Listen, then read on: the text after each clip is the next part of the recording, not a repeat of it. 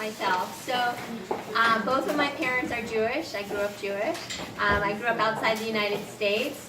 And to me, Judaism was, bagels and lox. I didn't really know so much about my heritage.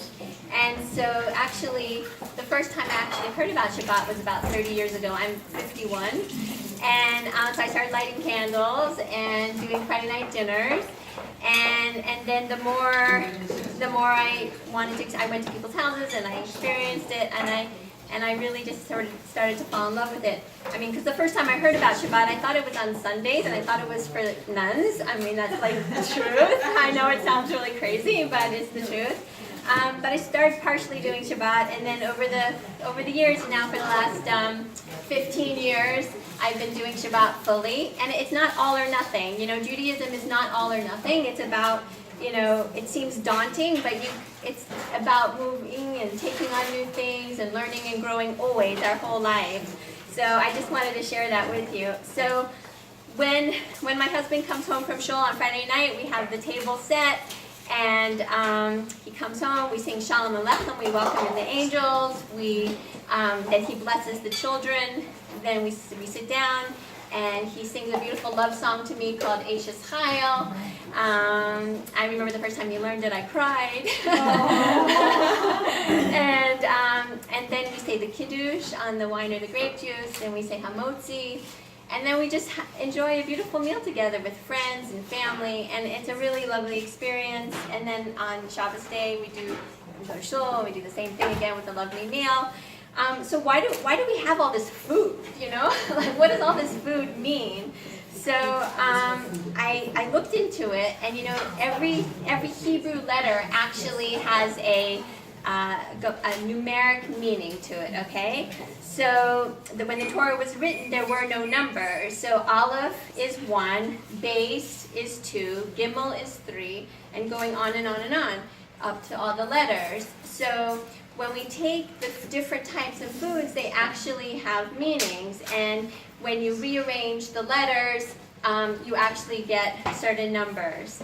And there's this concept of taking, let's say something equals 2, 5, 6. You add 2, 5, and 6 together, and you bring it down to the lowest number that it is.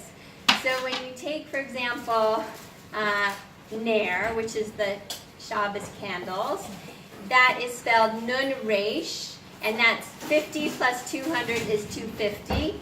2, 5, and 0 is 7. So the candles are 7. And it's the 7th day that we do Shabbat, okay? Now get this. What's the next thing? Yayin, wine, okay? Yayin, wine for Kiddush, it's spelled Yud, Yud, Nun. And that Gematria is 10 plus 10 plus 50 equals 70. 7 plus 0 is 7 again, okay? So the candles are 7, the wine is 7. Then challah, we have 2 loaves of bread, and that's spelled Tes Lamed Hey, and that's 8 plus 30 plus 5 equals 43. 4 plus 3 is 7. So challah is also 7. Now, some people, they like to have fish. But why do we have fish? Like, you have Moroccan fish, you'll have Ashkenazi fish, which is gefilte fish. You can even have sushi. So, fish, same thing. It's Dalet Gimel, and that's 4 plus 3, 7. Okay? Then you have basar. It's a mitzvah to have meats. If you're not vegetarian, it's a mitzvah to have meat or chicken. And basar is spelled Beis, Shin, Resh. And that's 2 plus 300 plus 200 is 502. 502, 7. Isn't that amazing?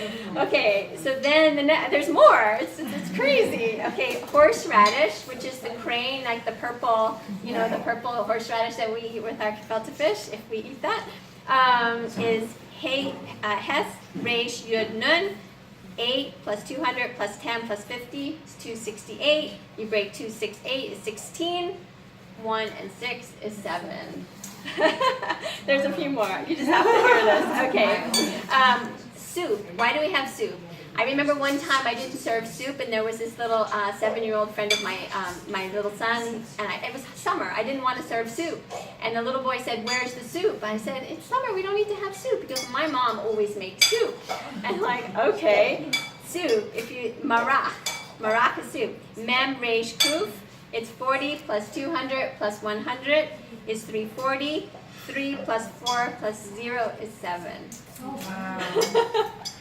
And then another 2, another 2. Kishka. Kishka, that stuff, you know? Stuff. It's totally not, healthy, whatever. That's kuf, yud, shin, kuf, aleph. That's 100 plus 10 plus 300 plus 100 plus 1 is 511. 511, 7. Kishka is 7 again. And now we have cholent. Now why do we eat cholent?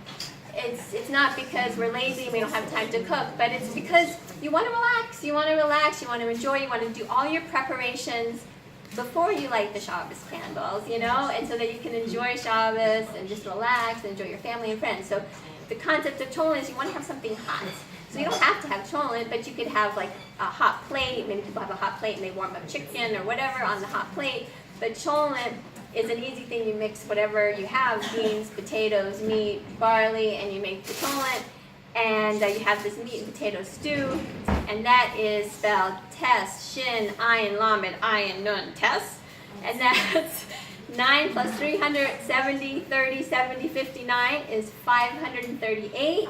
And 5 plus 3 plus 8 equals 16. And 1 plus 6 is 7. So I was blown away by all of this, and I thought, you know what? There's so much in our heritage. Why do we bring it down to the lowest number? It's just another way of calculating. She asked, why do we break it down to the lowest number? It's just bringing it to the essence. It's the core. What's the core of this food? What numeric core is it? And it's 7, which is the 7th day. What does the number for 7 in Hebrew, what does it mean? It's 7 days creation of word. Yeah, so What? The 7 Shabbat. Yeah, so 7 days, Shabbat. yeah, so basically Interesting. in English we say Monday, Tuesday, Wednesday, Thursday, Friday. But in Hebrew you say the first day away from Shabbat, the second day away from Shabbat, So it's more ingrained in the Hebrew language. But in English, we sort of get away from it. So it's just totally amazing and fascinating, the meanings of the food and while we eat them. And And the challah also says. yeah. Oh, and the challah has 7 ingredients. So There's water, yeast, sugar, salt, oil, flour, and egg. And egg, if you want to add an egg on top. 7 ingredients. Right. So I just wanted to just end with saying that, Shabbat is a beautiful thing to do with your friends and family. You can start with like the challah that we're doing here, and then add a little bit more, each time if you want, and enjoy it. And now what we're going to do is a very special thing. When you make 5 pounds of challah, you say a special bracha. And so now Bracha is Hadar is going to